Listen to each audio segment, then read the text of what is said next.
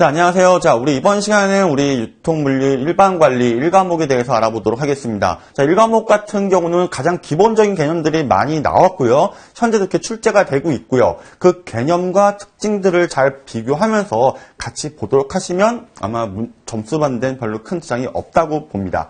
자, 한번 내용 보도록 하겠습니다. 자, 우리 유통산업의 이해라고 나와 있는데, 자, 요즘 들어서 어떤 경향이라는 게 있어요. 그 경향을 문제는 꼭 하나씩은 나와요.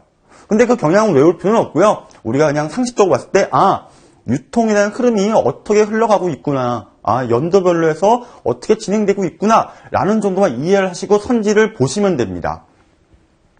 자, 먼저 유통의 개념을 보겠습니다. 보통 우리 유통이라고 하면 흐를 유자, 통할 통자를 쓰잖아요. 그렇죠? 자, 우리가 물건을 이제 만들잖아요. 기업이. 그렇죠? 만들면 이것이 누구한테로 이전이 돼요. 그 물건에 대한 소유권이 소비자한테까지 이전이 되는 거예요. 그렇죠? 자, 그런 데 있어서 거기서 보면은 생산물이 최후의 소비라는 건 거의 대부분 우리 같은 소비자예요. 그렇죠? 뭐 우리가 예를 들어서 물고기를 먹는다. 뭐 흔히 말하면 생선이죠. 자, 그 생선은 우리가 직접 잡으러 갈 수가 없어요. 그거를 잡는 분들이 있잖아요. 그렇죠? 그러면 그걸 잡아가지고 중간에 운송이라는 걸 하게 돼요. 그렇죠? 흔히 말하면 또 중간에 보관도 들어가고 그래서 최종적으로 마트에 와서 소비자의 손에 들어오게 되는 과정입니다. 자, 그 연결한 영역을 보통 유통이다라고 합니다. 그래서 우리가 시험을 공부하는 데 있어서는 그 중간 과정, 만들어짐과 동시에 팔리는 데까지를 얘기하는 거예요. 자, 그래서 보면은 생산된 재화가 판매된다. 그래서 수요자, 우리 같은 이제 소비자한테 구매되기까지 어떤 단계가 있어요. 이제 그 단계들 하나씩 알아보도록 하겠습니다. 자, 여러분들 뭐 다른 건 별 필요 없고요. 여기서 봤을 때는 유통의 분류다. 요즘은 많이는 나오진 않는데 그래도 꼭 알고는 계셔야 돼요.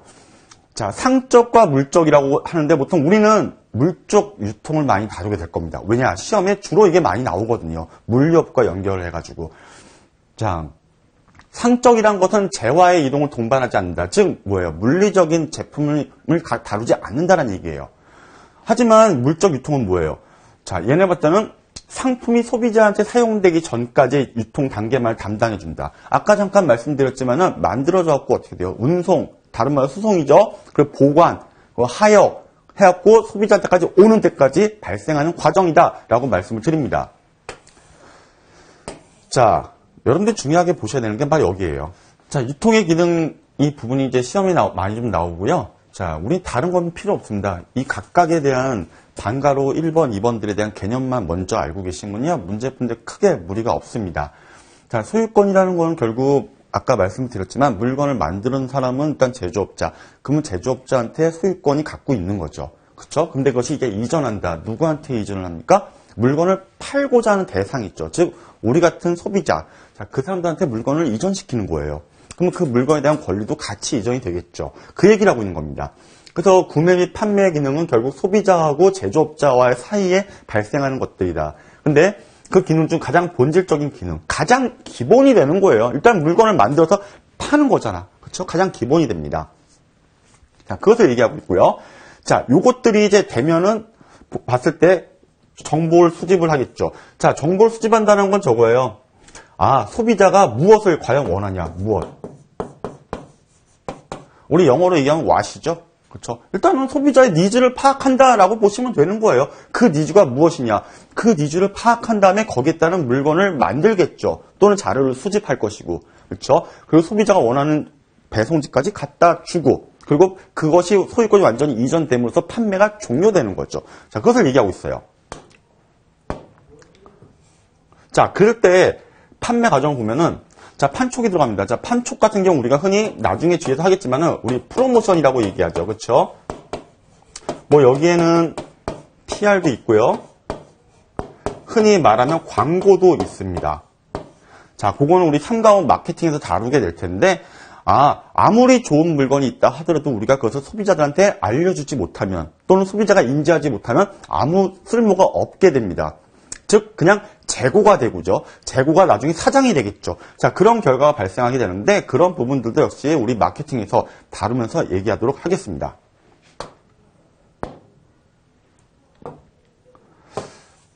자, 그 다음에 두 번째 보면은 물적 유통 기능. 자, 우리가 주로 많이 다루게 될 게 이 부분이에요. 그렇죠? 자, 생산과 소비, 즉 만드는 사람과 사고자 하는 사람의 장소적, 시간적 격리를 해결한다. 쉽게 얘기하면 이거죠. 가장 많이 들은 예가, 자, 우리가 보통 쌀은 어때? 가을에 많이 추수를 하잖아요. 그렇죠? 자, 그렇게 되면 쌀은 우리가 가을에만 먹는다? 그건 아니잖아요. 그렇죠? 1년 내내 먹을 수가 있잖아요. 중간에서 도매상이랑 소매상이 보관 기능을 해주거든요. 그렇죠? 자, 근데 얘네 같은 경우는 뭐예요? 첫 번째, 장소적 격리. 예를 들어서 사과하면은 많이 나오는 곳들이 있어요. 그렇죠? 자, 그럼 서울 같은 경우는 솔직히 사과가 유명하거나 그러진 않는데, 우리 서울 사람이나 또 다른 타 지역 사람들도 먹을 수 있다는 건 뭐예요? 아, 이 유통 기능을 수행하는 사람들이 소비자와 생산자 사이를 연결시켜주는 거예요. 그렇죠? 뭐 서울의 뭐 농산물 시장이나 이런 데 같이 트럭을 갖다가 배송을 시켜주는 거야. 그럼 우리 소비자들은 어때요? 편하게 마트나 이런 소매시장에서 구매할 수 있다는 거죠. 즉, 그러한 장소적 격리를 극복시켜주는 거예요. 그리고 아까 보관 기능도 말씀을 드렸는데, 자, 쌀 같은 경우 우리 1년 내내 소비할 수 있게끔 만들어준다. 누가 해주는 거야? 중간상, 즉 유통의 기능을 담당하는 소매상 또는 도매상들이 같이 해준다. 아, 도매상, 소매상 먼저 기능을 먼저 구분을 하면은 도매상, 소매상은 같은 일을 해요, 사실은. 근데 조금 스케일이 커요, 도매상은. 그리고 그 밑에는 여러 명의 소매상이 있고요. 그렇죠?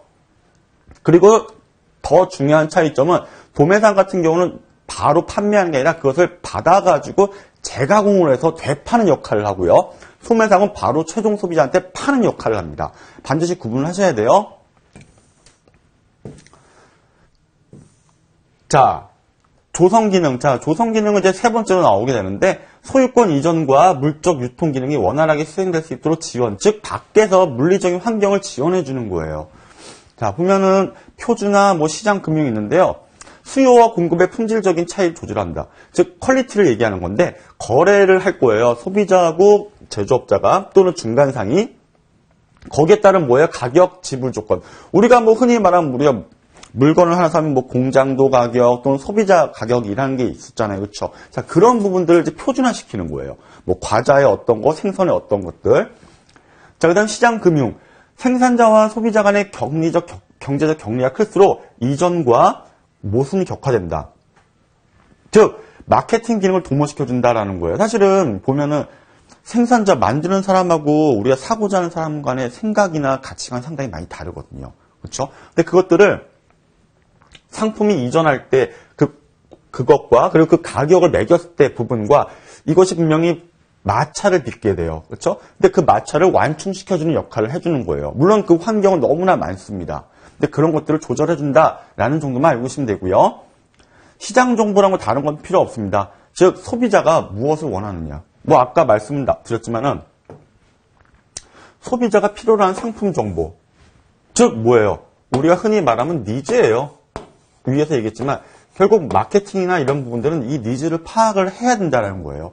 아무리 내가 좋은 물건 만들어도 사고자 하는 사람들이 없으면 나도 마이너스고 서로 마이너스거든요. 그렇죠? 그래서 가장 기본적인 어떤 마케팅적인 기능을 수행한다라고 보시면 되고요. 리스크 부담. 자, 유통 과정에서 제품을 보내는 데 과정에 있어서 물리적인 위험, 뭐 수송하다 뭐 차가 사고 날 수도 있어요. 저 그런 부분들, 그리고 어떤 경제적인 위험, 금전적인 부분들이 발생을 해요. 자, 근데 이것을 이제 원활하게 해주는 거죠. 흔히 말하는 우리 뭐 배송하거나 또는 뭐 건물 같은 거 보면은 건물은 화재보험 같은 거 들잖아요. 그렇죠? 만약에 뭐 불이 탔거나 또는 뭐 재해를 입었거나 했을 때 거기에 따른 보상을 해주는 거잖아요. 그렇죠? 어떠한 제품을 보관을 해가지고 창고가 불에 탔어. 그럼 어떻게 해? 내 중간상의 입장에서 상당히 곤혹스러운 겁니다. 그런 것들을 해결해주는 일종의 보험업이 전담을 한다라는 거예요. 그렇게 이해하시면 되겠습니다.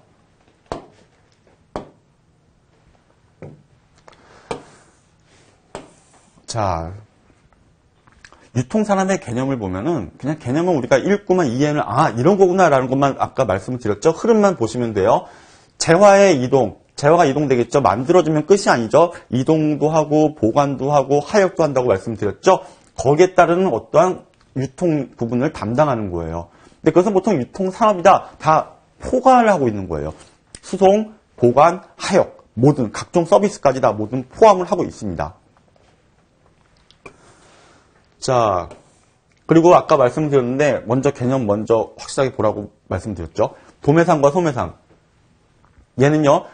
바로 판매하는 경우도 있지만 대부분은 뭐예요? 먼저 구매를 해요. 제조업자.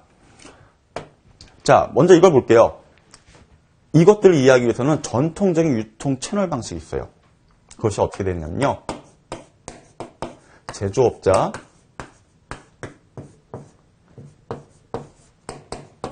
도매상, 그 다음에 소매상, 그 다음에 소비자로 가요. 소비자라는 건 좀 우리를 얘기하죠. 일반적인 제품을 구입하는 사람. 이것은 여러분들이 반드시 머릿속에 두고 일과목을 기억을 하셔야 돼요. 자, 물건을 만들어요. 만들면은 이제 이들로부터 물건을 구매하겠죠. 돈을 지불을 하고. 근데 얘 같은 경우는요, 바로 판매하기보다는 중간에 자기들이 가공을 해서 다시 되팔아요. 그쵸? 이들한테 되팔아요. 얘네들 같은 경우는 바로 물건을 사와서 우리 같은 소비자한테 바로 판매하는 거예요. 즉, 쉽게 얘기하면 우리 마트 같은 데 보면 다 소매상이에요. 우리 밖에 나가면 편의점, 그리고 뭐 세탁 전문점, 뭐 그런 거 많잖아요. 그렇죠? 가게들. 걔들 다 소매상이고요. 도매상은 그들로부터 좀 멀리 있어요. 멀리 있었고 얘들은 주로 물건을 재가공해서 대파는 역할을 한다. 얘는 그냥 바로 최종 소비자한테 물건 판매한다라는 것만 기억하시면 돼요. 바로 그 내용이 바로 기업과 니은입니다. 반드시 이 채널 기본적인 거는 우리가 꼭 기억을 해야겠습니다. 자, 산업환경. 자, 우리가 이제 6.25를 지나서 이제 60년대부터는 이제 막 새마을 운동도 나오고 하면서 이제 경제가 상당히 발전하게 됩니다. 이제 그걸 얘기하고 있는 건데요. 그냥 그 흐름만 보세요. 그 흐름이 요즘에 한 문제씩 나옵니다. 자, 70년대는 고속도로망이 확대됐다. 뭐 경부선을 얘기하겠죠. 시작을 하다 보면. 자, 고속도로가 확충된다는 건 뭐예요? 각 지역에 있는 광역시나 뭐 바다, 뭐 산에 있는 것들 어때요? 밤새도 트럭이 운송을 해가지고 서울이나 각종 수도권 쪽에 물건을 갖다 놓을 수 있다는 얘기예요. 그것이 발달한 거죠. 뭐 옛날 같은 뭐 그냥 며칠 걸렸던 것들이 뭐 하루 밤새도록 고속도로 타면은 기사 아저씨가 타면 어때요? 이만한 물건을 막 갖다 놓잖아요. 다음날 새벽에. 그렇죠. 자, 교통의 발달로 인해서 유통의 부분들도 발달하게 됐다라는 거예요. 대신 뭐예요?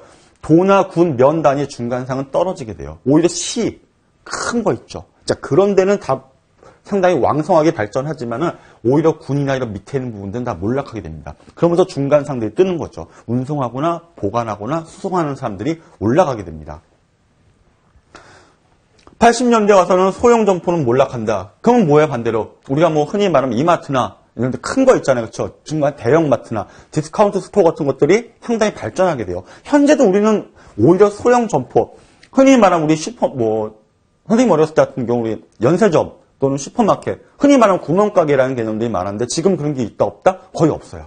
그렇죠? 대부분 큰 마트가 형성이 돼 있죠. 자, 이때부터 몰락하기 시작했다라는 거고요. 자, 또 하나 중요한 건 바코드입니다. 바코드는 우리 사과목에서 다루겠지만 옛날에는 우리가 그 아저씨들이 기계를 일일이 쳐가지고 가격을 계산했잖아요. 그렇죠? 근데 지금은 어때요? 그런 거 아니죠? 이렇게 딱 바코드에 1차원 바코드 우리 여러분들 펜이나 이런 데 보면 이렇게 막대 모양이 있어요. 거기다 빗을 딱 주사하게 되면은 가격이랑 판매처랑 재고, 수량 이런 거 다 뜨거든요. 자, 그런 것들이 바로 나와요. 그렇죠? 다 표시가 되고 상당히 빨라요. 요즘은 그렇게 하니까 어떻게 돼요? 그 가맹 점주나 소매 점주 같은 경우들도 상당히 편하다, 관리하기가. 그걸 얘기하고 있어요. 자, 그 쭉 보다가 이제 2000년대 들어오면 이제 인터넷이 발달하게 됩니다.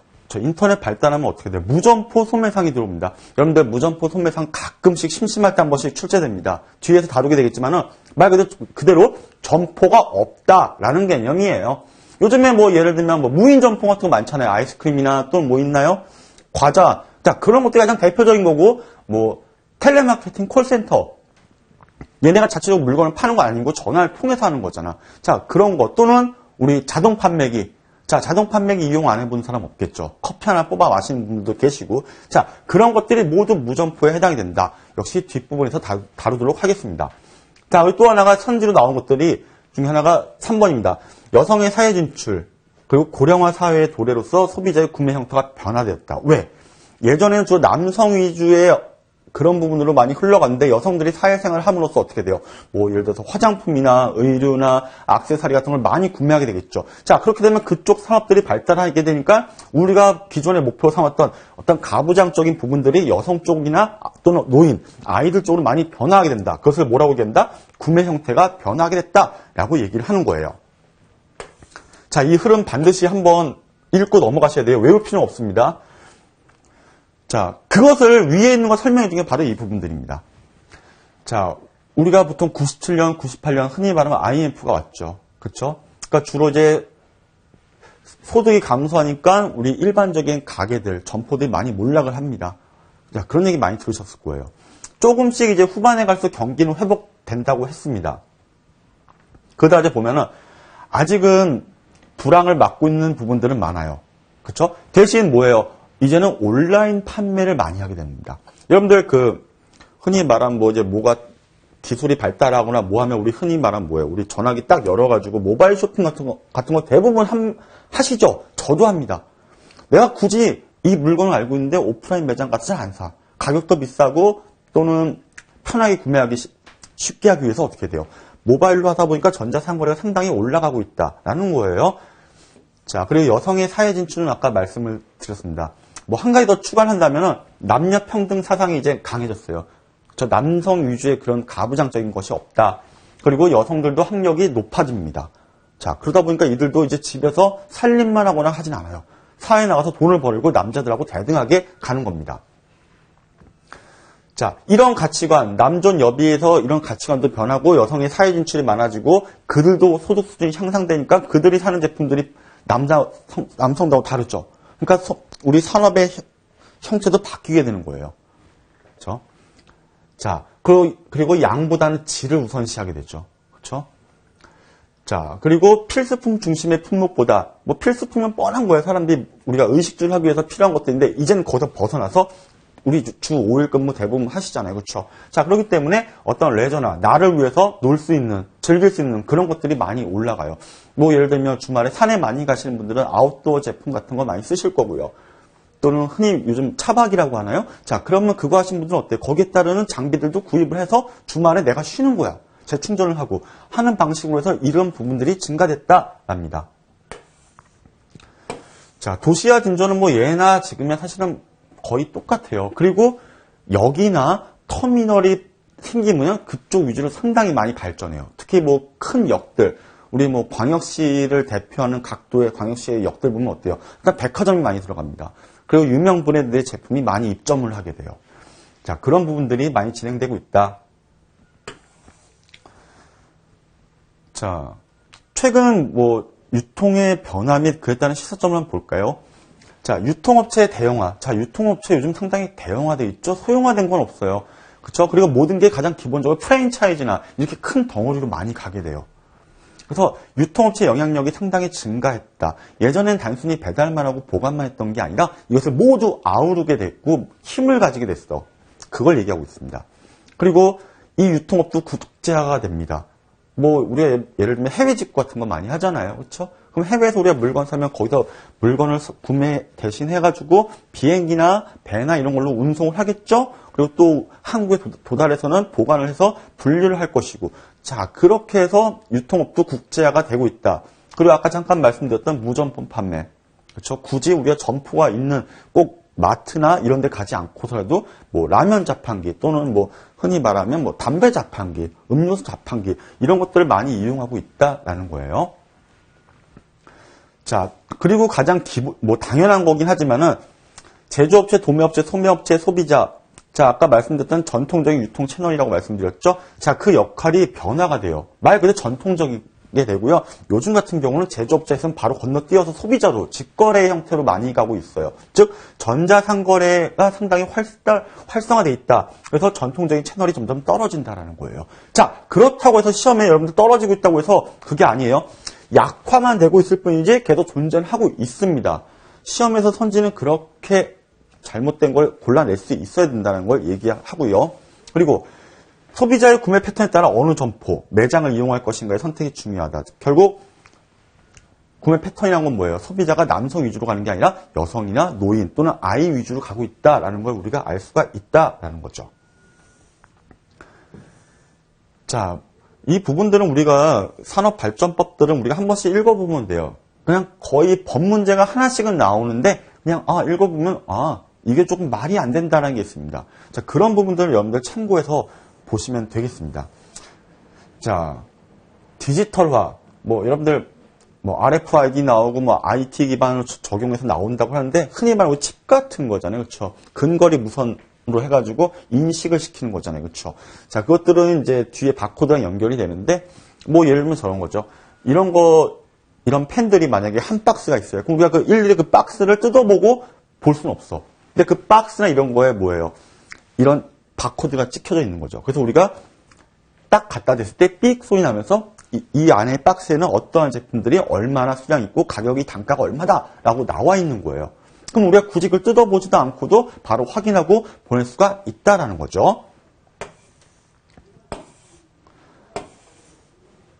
자, 유통 경제 크게 없습니다. 그냥 우리 유통 흐름하고 계속 그냥 보면서 보시면 되겠는데 생산자와 소비자 간의 매개 역할, 연결하는 거예요.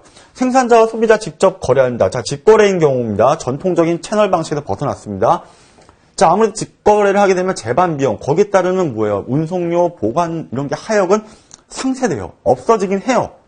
그리고 양자의 중간에서 각각의 정보를 상대방한테 제공한다. 물건을 만드는 사람은 소비자가 어떤 걸 추구하는지를 알게 되고 소비자는 제조업자한테 이런 걸 만들어주세요 라고 요구할 수 있는 거야. 서로 간의 니즈를 교환할 수 있다. 그걸 얘기하고 있고요. 유통부문이 신규 시장을 활발히 개척한다. 이건 지금도 진행 중입니다. 자, 그렇게 되면 어떻게 돼요? 좋은 제품이 하나 나왔어. 그렇게 되면은 제조업체가 물건을 만드는 사람들은 어때요? 소비자의 니즈가 이렇게 바뀌고 있는데 우리가 계속 못 쫓아가면 안 되잖아. 그러면 자기들끼리 또 경쟁을 하는 거예요. 그래서 보면은 신제품이 하나 나왔어. 그럼 어때요? 또 나와. 흔히 말하면 우리 핸드폰 같은 경우도 어때요? 예전에 폴더에서 지금 다 이제 스마트폰으로 바뀌었지만은 한 군데서 만들게 되면 어떻게 돼요? 바로 또 따라가는 거예요. 따라가지 못하면 도태되기 때문이죠. 자, 그런 부분들. 자, 이런 것들이 기술이 발달하면 당연히 고용은 창출될 수밖에 없습니다. 어떤 기술적인 부분들도 있고요. 또는 물리적인 부분들도 같이 올라가게 되겠죠. 공장을 짓는다든지 또는 수송을 한다든지 해서 올라갈 수 있다라는 겁니다. 자, 그리고 교환 경제와 시장 경제. 자, 인간의 경제 생활이 발전한다. 자, 생산물을 생산자 자신이 소비하는 자급자족 또는 자, 이런 것들이 이제는 인간 사회 유지에서는 없어서는 안 된다라고 하는 건데요. 자, 이것은 중요한 거는요. 이러한 경제 관계가 자연적으로 발생했다라는 거예요. 절대 인위적으로 구성이 안 된 거야. 왜? 사람들의 어떤 필요에 의해서 만들어졌기 때문이죠. 그걸 얘기하고 있고요. 자, 시장 경제는 여러분들 3번만 보시면 돼요. 생산이나 교환, 분배, 소비의 모든 경제활동이 가격, 즉 시장기구. 그렇죠. 시장에 의해서 움직여지는 거죠. 그렇죠. 시장이란 건 뭐예요? 결국 팔고자 하는 사람 또는 사고자 하는 사람이 같이 모이게 되는 공간이에요.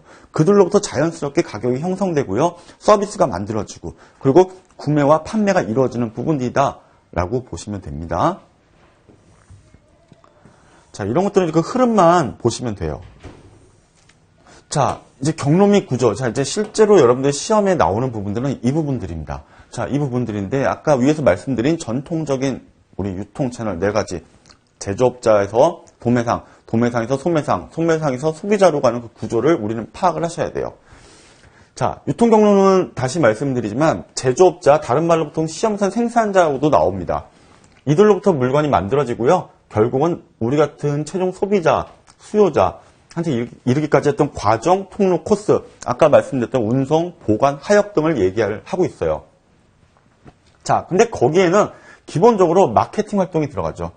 생산도 하고, 자, 생산 외에 마케팅과 관련이 있느냐? 생산이라는 건 뭐예요? 무조건 만드는 게 아니라 소비자의 니즈에 의해서 만들어질 수 있는 거를 세상에 배출을 시켜야 되는 거죠. 그렇죠? 자, 그러니까 아무거나 만들 수 없으니까 소비자가 무엇을 원하느냐? 그 욕구를 충족을 시켜야 돼요. 그래서 생산하면은 그것을 운송, 보관을 하겠죠. 우리가 택배로 물건 시켜도 어때요? 바로 오는 게 아니죠? 기사분이 받아가지고 운송 시작해서 중간에 크로스도킹을 하면서 분류를 했다가 바로 또 보관된 상태에서 바로 또 쏘는 거잖아요, 물건을. 그렇죠? 그래서 우리가 다음날 받을 수 있게 되는 구조인데, 자, 그런 부분들까지 해당이 되고요. 시장 금융 같은 경우는 아까 말씀드렸고요. 자, 근데 중요한 거는 이것이 바로 중간상들의 상호 연결 과정이다. 그래서 제조업자, 도매상, 소매상, 소비자로 가는 구조를 띠고 있다라는 걸 얘기하고 있고요. 자, 유용성 가끔씩 나오는 부분들입니다. 그냥 볼게요. 자, 교환 과정을 촉진시킨다. 그 교환 과정이라는 건 결국 저거죠. 물건을 만들어서 사고자 하는 사람이 있으면 그거에 대해서 그들이 만나서 교환할 수 있게끔 만들어주는 그 과정이다. 그리고 제품 구색 불일치의 완화. 자, 제품 구색이라는 거 다른 게 보지 마시고요. 아, 제품의 종류가 얼마큼 있느냐. 만약에 제품의 종류가 없다. 뭐 예를 들어서 우리가 마트 갔는데 물건이 별로 없네? 그 말은 뭐야? 내가 찾고자 하는 물건이 없을 수도 있고요. 뭐 생선 파트 갔는데 고등어만 있어. 아, 그러면 물건이 별로 없어라고 얘기하지만 우리는 유통에서는 아, 제품 구색이 너무 좁다라고 얘기를 하는 거예요. 그것을 얘기한다. 자, 그래서 보통 생산자는 규모의 경제를 실현하기 위해서 소품종 대량. 자, 품종은 적게 해요. 대신 그걸 많이 만드는 거예요. 즉, 여기서 말하는 규모의 경제죠. 이거 하나 샀을 때 1,000원이지만 이것을 10,000개 사게 되면 어떻게 돼요? 900원, 800원 깎아지잖아요. 그렇죠? 그걸 얘기하듯이 얘네들도요, 품목은 적게 가면서 그것을 대량으로 많이 만들어내길 원하는 거죠. 뭐, 예를 들면, 뭐 신라면 같은 경우도 어때요? 신라면이 뭐 많지는 않잖아요. 뭐 신라면도 있고, 뭐, 제가 아는 건 뭐 블랙도 있고, 이 두 가지만 놓고 봤을 때 전국적으로 쫙 만드는 거예요. 대량으로. 그런 식으로 이해를 하시면 되겠습니다. 자, 그리고 생산과 소비를 연결시킨다. 생산자와 소비자 간에 당연히 문제가 있어요. 첫 번째 지리적이에요. 뭐, 예를 들어 사과가 뭐 대구에서 유명하다. 자, 그러면 서울이나 다른 타 지역에서 먹기는 상당히 힘들어요. 그렇죠? 근데 그것을 중간에서 보관하고 운송해주는 사람들이 있음으로 해가지고 그 지리적인 환경을 극복할 수 있다. 아까 시간도 말씀드렸죠. 그 쌀. 그렇죠? 그 시기에만 나올 수 있는 것을 그때만 소비하는 게 아니라 1년 내내 보관을 함으로써 우리가 먹을 수 있다라는 거예요. 자, 그것을 연결해 준다라는 거예요. 자, 그리고 고객 서비스를 제공한다. 자, 소비자한테 애프터 서비스. 요즘은 물건만 팔고 땡 하는 건 없잖아요. 그렇죠? 뭐 흔히 말하는 뭐 자동차 같은 경우도 뭐 1년 또는 3년간 무상으로 AS 해준다라고 얘기를 많이 하잖아요. 그렇죠? 자, 그런 부분들. 자, 그리고 제품을 당연히 배달해줘야 돼요. 요즘에는 배달 안 해주면 소비자들이 물건 구매도 안 해요. 그렇죠? 근데 이미 배달에는 뭐예요? 제품을 우리가 사고자 할 때 이미 지불한 금액이 포함이 되어 있는 거예요. 그렇죠? 자, 그리고 설치 및 사용 방법. 뭐, 예를 들면 뭐 에어컨도 그렇고, TV도 그렇고, 벽걸이 딱 TV 설치해 준 다음에 어떻게 사용하세요라고 알려주잖아요. 그렇죠? 자, 이런 것들도 다 뭐예요? 제조업자나 판매자 입장에서는 고객한테 서비스를 제공해 주는 거예요. 자, 정보. 상품만 판매하는 게 아니라 소비자한테 상품 정보. 뭐 예를 들면 이거를 제가 판매했는데 여러분들한테 그냥 이것만 판매하고 끝이 아니죠. 이거에 대한 정말 특징적인 것. 뭐 굳이 인터넷 가거나 블로그 가서 안 봐도 된다. 이런 기능들이 있는데 이것을 어떻게 사용을 해야 되고요. 요즘에 다음은 후속작은 어떤 게 나올 것 같아요. 라고도 알려주는 거예요. 자, 거기에 따른 생활정보 등을 같이 알려주는 거예요. 또 하나 쇼핑의 즐거움. 자, 뭐 여러분들 보통 마트에 물건을 사러 가면은 뭐 내가 원하는 제품만 사러 가는 경우도 많지만은 우리 흔히 말하면서 싹 돌잖아요. 그렇죠? 쇼핑센터 같은 데 가면 돌면서 뭐 살 거 없나? 그럼 뭐 잠깐 쉬는 공간도 있고 공연하는 공간도 있고 물도 먹고 할 수 있는 공간이 내가 의도하진 않았지만은 내가 즐기게 될 수 있잖아. 즉 내가 필요한 것만 사는 게 아니라 거기를 돌면서 설비나 인테리어, 여기 매장 가봤는데 조명이 너무 좋아. 우리 집도 이런 거 한번 써볼까? 라는 생각을 할 수 있잖아요. 그렇죠? 그런 어떤 물리적인 요인과 그 판매원들의 친절 봉사. 만약에 물건이 괜찮아도 물건을 판매하는 사람이 불친절하거나 나한테 뭔가 기분이 안 좋아. 자, 그러면 내가 사람이 사고 싶은 마음이 줄어들게 되거든요. 자, 이제 그런 부분들도 같이 제공을 해준다. 이런 것들이 만족이 되면 당연히 소비자한테 쇼핑 동기가 되고 더 오랫동안 머물게 된다. 오랫동안 머물게 되면은 거기서 제품을 구매할 확률이 더 높아진다라는 걸 얘기하고 있는 거죠. 자, 경로의 유형을 보도록 하겠습니다. 여러분들 다른 건 필요 없고요. 시험에는 산업재 유통 경로는 잘 안 나와요. 잘 안 나오는데 기본적으로 나오는 건 이거예요. 자, 이거는 너무나 중요합니다. 자, 소비재 유통 경로. 아까 뭐 잠깐 말씀을 드렸지만은 전통적인 채널 있죠. 제조업자, 도매상, 소매상, 소비자로 가는 부분들. 그렇죠? 자, 그래서 여러분들은 뭐 그냥 반드시 기억을 해야 되는데 여러분들 소비재 유통 경로 돼 있고 단일 유통 경로. 외울 필요는 없어요. 근데 일반적으로 네 가지로 나눠진다. 라는 거죠. 자, 근데 시험에서는요, 이렇게 뭐 예를 들어서 중간 도매상이란 말을 잘 안 써. 물론 이론에는 있는 얘기인데 우리는 그냥 생산자, 도매상, 소매상, 최종 소비자로 가는 뭐예요? 전통 채널만 기억을 하시면 여러분들 문제 푸는데 전혀 지장이 없다라는 겁니다. 알겠죠? 자, 뭐 산업대 나왔으니까 볼게요. 자, 도매상을 통한 산업 사용자를 대상으로 한다. 얘네 같은 경우는요, 보통 재가공을 많이 해요. 그래서 소비자한테 직접 판매한 것이 일반적이다. 얘네들이 보통 우리가 도소매상 같은 거 있잖아. 바로 직판하는 데 있죠. 자, 그런 데를 많이 가요. 또는 아니면 산업재 공급업자들이 이용을 하여 재가공을 또 할 수 있다는 얘기가 되겠죠. 그렇죠?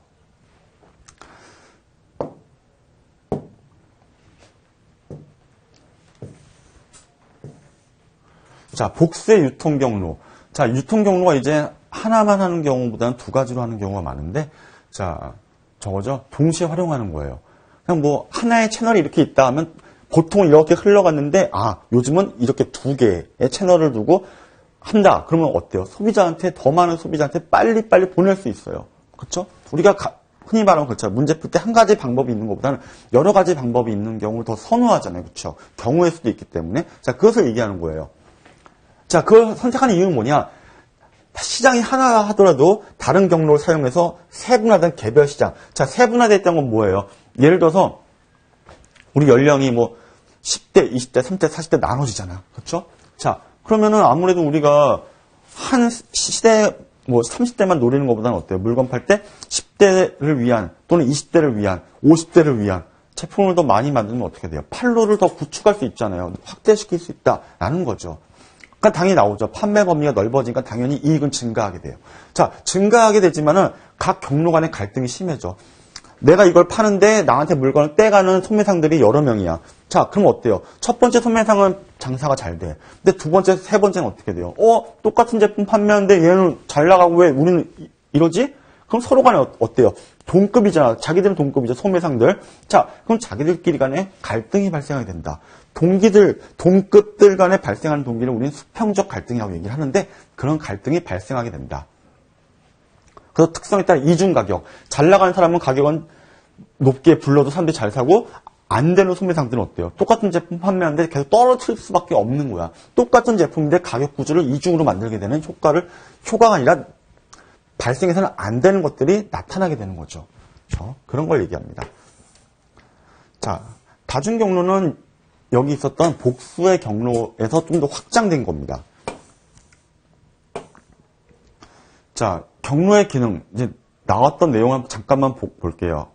자, 경로 구성원들이 수행하는 유통 기능은 서로 간에 작용하는 방향에 따라 크게 세 가지로 나눈다라고 했는데, 자, 보통 세 가지라고 했는데, 세 가지 이상이 될 수도 있습니다. 자, 그래서 여러분들이 그냥 꼭 기억을 해야 되는 건 저거예요. 거래 협상 또는 금융, 위험, 리스크 같은 부담의 기능들은 서로 간의 양방향 흐름으로 흘러간다. 어느 한 방향으로 한쪽만 일방적으로 가는 게 아니에요. 거래 협상과 금융과 어떤 리스크는 돈에 관련된 것들은 서로 간에 뭐예요? 서로 간에 관련성이 있는 거예요. 서로 주거니 받거니 하는 거예요. 그렇죠? 어느 한쪽으로 거래 협상이 잘못됐다고 해서 금융이 위험을 받고 위험 부담이 다 떠안는 게 아니라 금융까지는 그렇다 하더라도 이것이 거래 협상을 잘못해서 다시 갈 수 있고요. 또는 바로 다음 단계의 위험 부담이나 이런 부분으로 갈 수 있다라는 얘기가 되겠죠. 자, 오늘 내용 여기까지 하겠습니다.